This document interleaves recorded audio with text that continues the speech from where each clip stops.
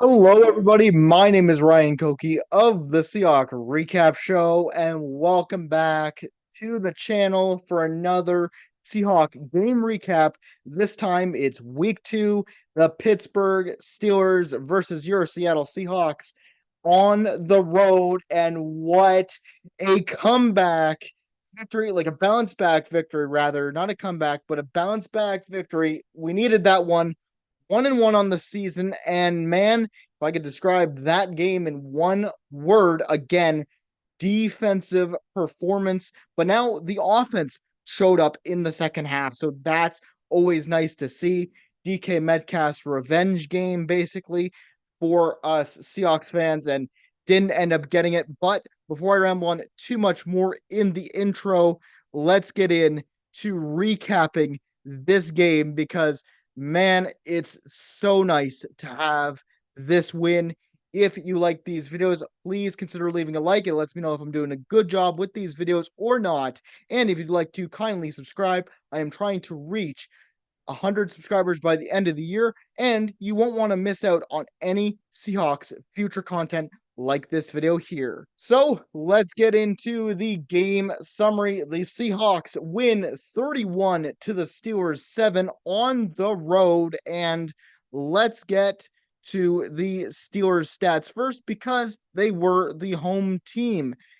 The Steelers had 267 total yards, 195 yards passing from Aaron Rodgers, 72 rushing yards, averaged 4.5 yards per play, had 13 first downs. They went 5 for 15 on third down, went 1 for 2 on fourth down, had 59 total plays, 3 sacks allowed, 4 punts, 2 penalties for 15 yards given up, 0 fumbles lost, and 2 interceptions thrown by Aaron Rodgers. 1 intercepted in the end zone by Deion Kendrick. The other one was by Kobe Bryant, and those picks were just brilliant. So the Steelers ended off the day with 28 minutes and 43 seconds of possession time. On the Seahawks side of things, you had 395 total yards, 278 yards passing, 117 rushing yards, 6.2 yards per play, 21 first downs. They went 6 for 14 on third down, went 1 for 2 on fourth down, had 64 total plays, 2 sacks allowed, 4 punts, 2 penalties for 10 yards given up, 0 fumbles lost, and 2 interceptions thrown by Sam Darnold. One completely wasn't his fault. It was the Nick Herbig interception, tipped up in the air by Cameron Hayward, and just master class from the linebacker. And the other one was his fault. That was the Jalen Ramsey interception on the first in the first quarter when he tried to give it to Cooper Kupp and he underthrew it. But the Seahawks ended the day with 31 minutes and 17 seconds of possession time. For Ryan's focus players, let's talk about the home team Pittsburgh Steelers, and let's talk about Aaron Rodgers at 41 years old. I think he is now 18 for 33, 203 yards passing, 1 touchdown to DK Metcalf, and the 2 interceptions again by Kobe Bryant and also by Deion Kendrick. But Aaron Rodgers, man, after all his trials and tribulations with the Jets a couple of years ago, and coming off an Achilles injury that messed up his first season with the Jets and everything, he's still got some pure arm strength. Like, this guy can still sling the ball at 41 years old. Like, he's not what he used to be in the run department, of course, but he's still one of the best pocket passers, I think, in the league. And honestly, he did really, really well trying to maneuver this Arthur Smith offense. So, good game from Aaron Rodgers. The 2 picks, like, he doesn't throw many picks. The 1 pick to Kobe Bryant was off of a kind of hero ball, kind of forced it in there, but they had what, like 53 seconds left to try to get at least one score back, and they weren't ending that game in the win column for them. So that's why he threw the Kobe Bryant pick. But the Deion Kendrick pick was literally in the red zone, and that you can kind of blame on Calvin Austin and Pat Fryermuth, but it's a beautiful ball to try to get it into Pat Fryermuth, and Deion Kendrick just intercepts it like freak of nature. Um, Aaron Rodgers on the screen passes was really good and everything. So good game from Aaron Rodgers. Let's get to the running back, Jaylen Warren. 14 carries, 48 yards, average 3.4 yards per carry, 0 touchdowns. But the receptions, 4 receptions for 86 yards, averaged 21.5 yards per reception, 0 touchdowns. Jaylen Warren is insane. Now, he's been with the Pittsburgh Steelers a couple of years now, and he's been behind Najee Harris. Now coming in, Jaylen Warren is the premier back for this Arthur Smith and Pittsburgh Steelers team. And this guy, man, like his rushing numbers might not look impressive, 14 carries for 48 yards, averaging 3.4, but his ability to run through the tackles, and especially against this Seahawks defense that is really shown up these last 2 weeks in trying to stop the run. Remember, they stopped Christian McCaffrey their first week. So um they were good against the run, and Jalen Warren was still able to bite off a few good chunks there. And in his receiving, that one play where he got the screen and he ran for what, 40 some odd yards down to the like 10.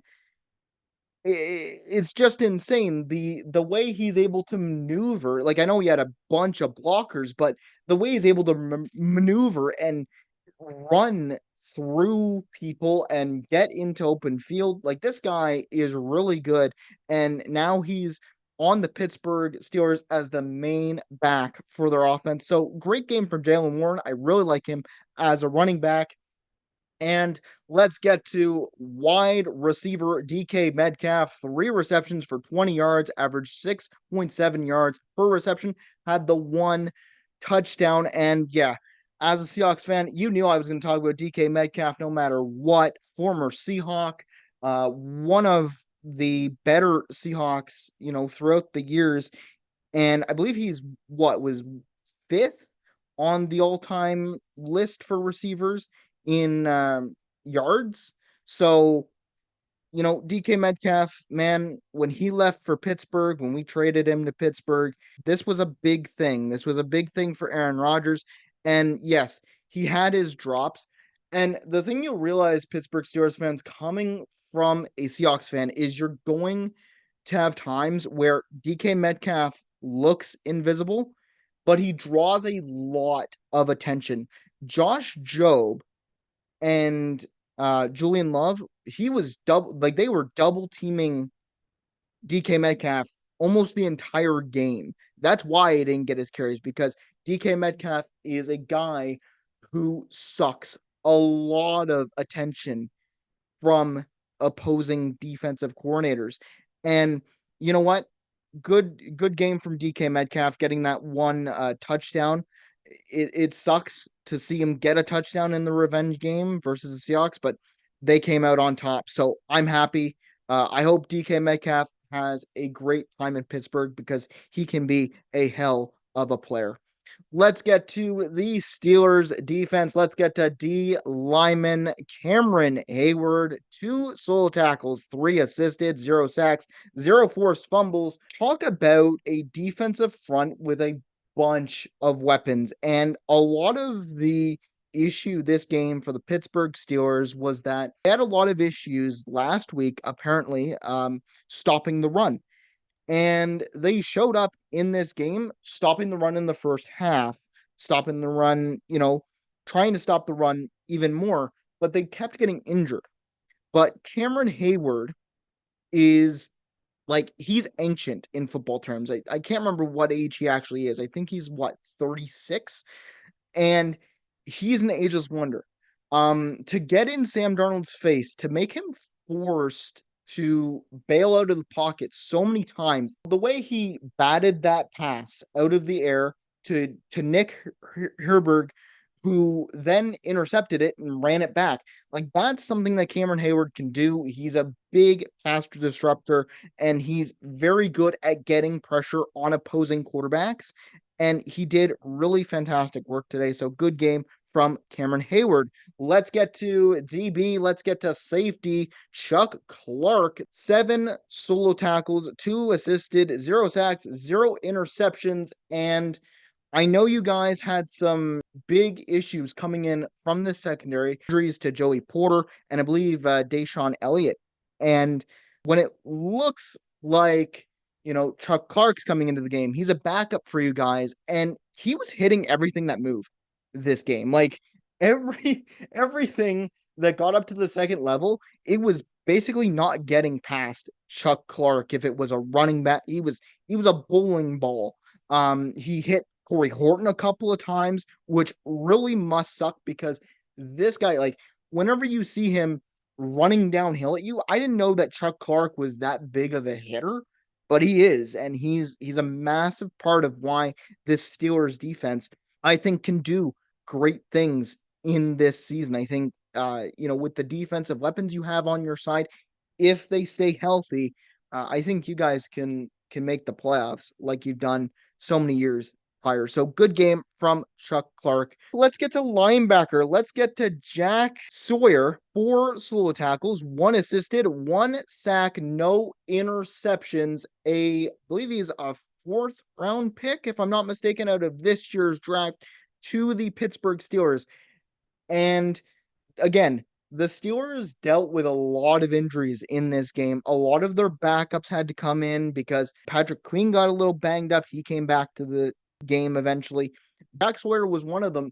And this guy, number 33, he comes in, and the sack that he got on Darnold, the amount of pressure he got on Darnold, he came unblocked on Sam Darnold to get that 1 sack and bury Sam Darnold in one of those drives in the second half.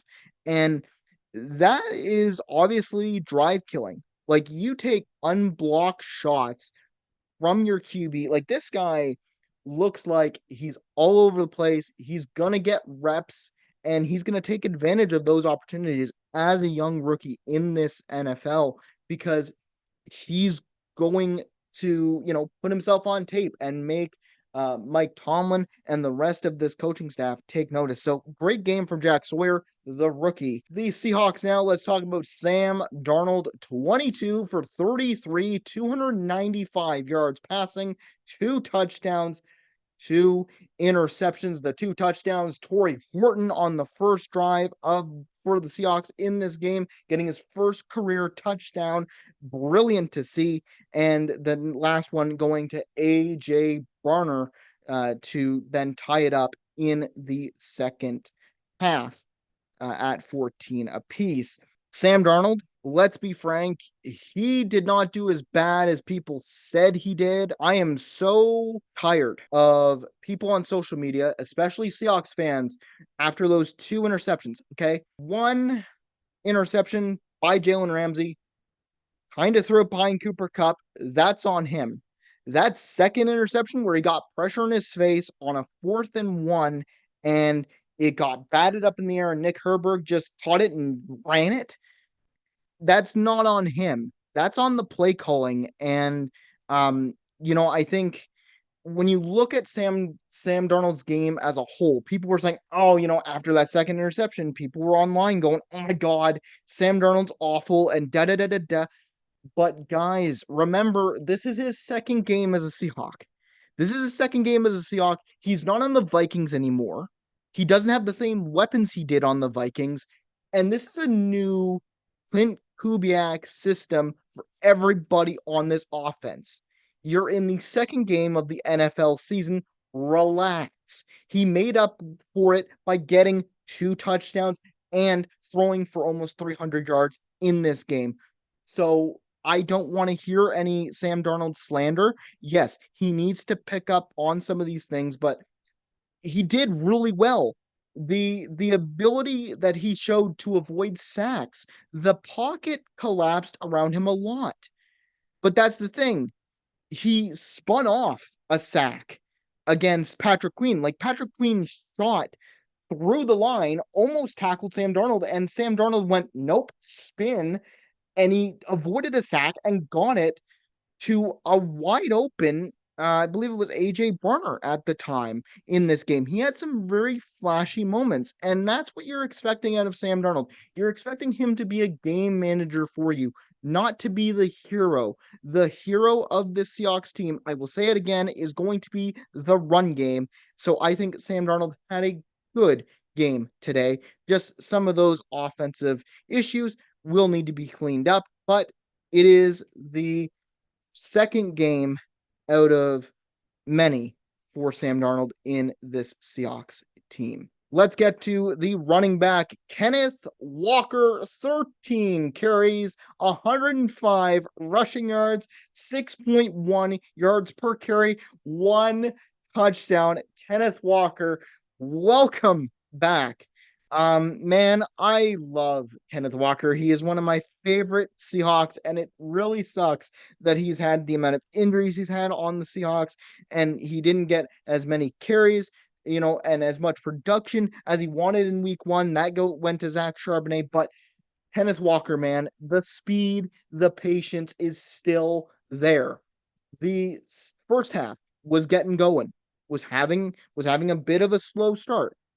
But half, that second half is where he turned it on and looked like his rookie season self, the one that put up 1,000 yards that rookie season. And man, what a better time for it. Kenny Walker, so so good. Loved how he was patient. He was reading the right blocks. Robert Oots and him are going to have some fun on the outside. And that's the kind of stuff that I want to see Clint Kubiak use. I want to see Kenneth Walker bounce it to the outside because that's where he's going to succeed. You do not with Kenneth Walker, you don't really need to run him in between the tackles. You need to give him quick pitches. You need to make sure that he's got enough space and ball carrier vision. You get the ball in his hands on the outside zone. You put him with Robert Oots, who's going to be a lead blocker for him, and he'll make very good gains on his runs as long as his blocking holds up, which it did today. So good game from Kenneth Walker. Let's get to wide receiver, and it's not JSN this time. It is Cooper Kupp. 7 receptions, 90 yards, averaged 12.9 yards per reception, 0 touchdowns. But Cooper Kupp was phenomenal in this game. And this is the kind of thing that I want to see from this Clint Kubiak offense. Cooper Kupp and JSN play very similar roles in the slot. Well, what's going to happen is Sam Darnold said this in, I believe, a press conference. I'm going to chuck the ball around to whoever I can get it to. Whoever's open is going to get the ball. Last week, it was JSN's turn. This week, he's finding Cooper Kupp and JSN. So a lot of people were really worried about the loss to the 49ers last week and said, where's Cooper Kupp? Where's the tight ends and all that? Well, here's Cooper Kupp's game. Here's what he can do. 90 yards on 7 receptions. Love Cooper Kupp. And he put on a very good show, catching some very good passes. And he can run for catch, man. He can rack them up. So good to see from Cooper Kupp. Great game from him. And I can't wait to see more of that on this young season. Let's get to the Seahawks defense. Let's get to DT nose tackle Byron Murphy. 2 solo tackles, 3 assisted, 1.5 sacks, 0 forced fumbles, and the sophomore from last year's draft, Byron Murphy, is so good. This whole defense is really good, and man, I don't know what else to say. Him and Leonard Williams are just amazing. And coming in to his second year, Byron Murphy is going to play that nose tackle position, and you can see differences from his rookie year to this year. He's finally getting comfortable in his role, and this whole defensive line is just amazing. Great to see Byron Murphy showing up again in this game versus the Pittsburgh Steelers. So good game from him. Let's get to DB cornerback Josh Jobe, 3 solo tackles, 1 assisted, 0 sacks, 0 interceptions. But with Devin Witherspoon being out this game because of a knee injury and having DK Metcalf on the other side, who's going to be battling in that slot? Well, it's going to be Josh Jobe. Josh Jobe is the slot guy, and he was on DK Metcalf a lot this game. Sometimes it was Reek Woolen, sometimes it was Josh Jobe. And Josh Jobe, man, he is a competitor. He is a feisty player. Last year, he came off of the practice squad, stole a spot on this team, and never let it go.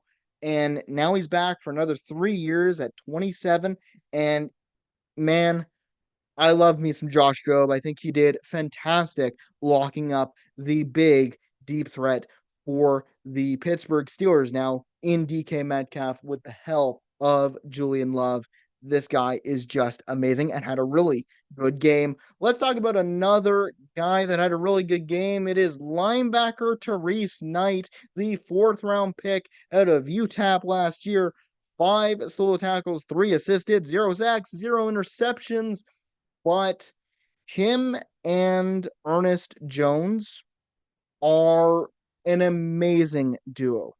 This linebacker core, especially on the interior, man, Therese Knight in his sophomore season did very well this game. He was all over the place in this game, wrapping up tackles on people like Kelvin Austin, wrapping up tackles on people like Pat Freiermuth and Jalen Warren. Those are not easy tasks, especially for a linebacker. He came onto the scene in his rookie year, and I didn't know what to expect. I didn't know this guy.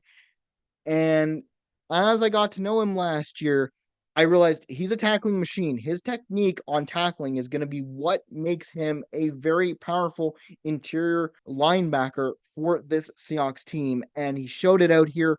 Great game from Therese Knight. Loved some of the tackling I saw from him. So good game overall. My final thoughts. What went well?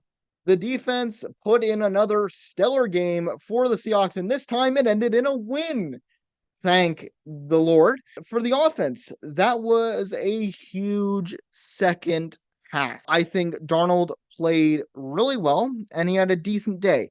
Despite his blemishes, despite what people were saying after the first half, I think he had a decent day, and I think he proved that the game is not over after the first half. You can throw a couple of interceptions and still bounce back. So I think he just told everybody to relax, and he ended up winning the game for the Seahawks.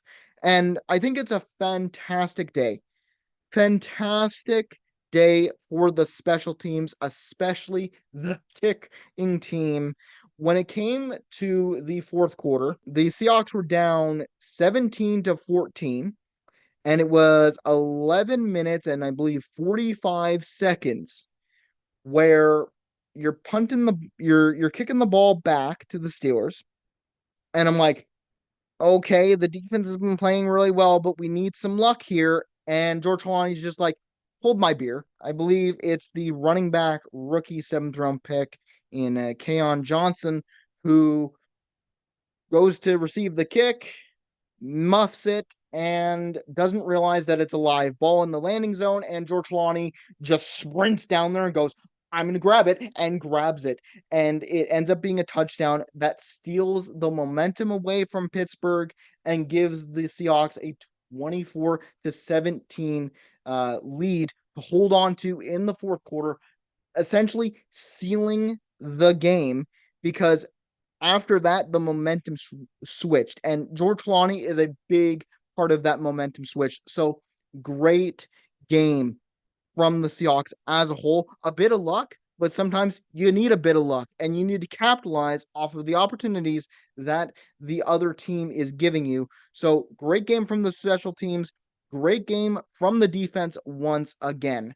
What to improve on? Although this was a very good win, I think there are some warts still with this Clint Kubiak play calling that need to be addressed. For example, I'm going to bring it up again because it's a very big turning point. The 4th and 1 play call that turned into a turnover where it's a play action call and it's a 4th and 1 call, and Cameron Hayward bats the ball. Nick Herbig intercepts it and just luckily he got tackled. But that's something where I'm like, I don't understand why you're doing that.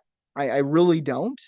I think that needs to be addressed. And I also do think that allowing your quarterback to get hit as many times as Sam Darnold did, I didn't count them, but allowing free rushers at your quarterback, especially when there's a TJ Watt on the other side, like TJ Watt got through Abraham Lucas like tissue paper a lot of the time, and he made some of those big plays. And I believe a big thing that's going to happen this year, and I said this last year a little bit, with the Ryan Grubb offense. You need to stay out of 3rd and long, please, because that is something that I think is going to be a very big drive killer for this team. And I can already see that happening. You leave the Seahawks out in 3rd and 7, that could be a problem. You leave them out in 3rd and 10, that could be a problem. So you need to get them in 3rd and manageable. You need to get them in 3rd and short, or just don't reach 3rd down at all and score on your 1st downs, your 2nd downs. That works too. So after all the problems, though, I think those things can be cleaned up when we take on the Saints at Lumen Field. But overall, great bounce back win for the Seahawks. Let's see what happens next week against the Saints at Lumen Field back in Seattle. For the Pittsburgh Steelers, honestly, I know that this sucks. I know that this loss really sucks because you guys had the game. You guys played through a bunch of adversity. Like I can't imagine this week for you guys because you had so many injuries. Like you already had lost like 3 players on your defense alone. And throughout the day, like Patrick Queen got banged up a little bit, Nick Herbig got banged up a little bit, and Peyton Wilson, another guy on your defense, middle linebacker, got banged up a bit. And after all of that, your team puts in the work to try and salvage this game after all the injuries. And you guys are a great team, man. If you can keep yourselves healthy, like Jalen Ramsey, Darius Slay, like those guys are very savvy leaders. Like they are some of the best in the game in terms of knowledge on the defensive side. You've also got TJ Watt, who's being just a pain every time he's on the field. So I really wish you guys all the best because I hope you guys can bounce back in week 3. Because honestly, you guys were a lot of fun to play against, and you're giving me heart palpitations every time we play against each other. It's amazing. I hope you guys enjoy DK Metcalf because he is a hell of a player when he gets those targets and doesn't drop the ball. But anyways, guys, that is it for this video. Hope you guys enjoyed it. Let me know your thoughts in the comments section down below. How do you feel about this win? Because I'm feeling amazing. Bounce back victory, 1-1 on the season. And on to week 3. Go Hawks go. And I will see you guys in the next video. Take care of yourselves. Have a good day.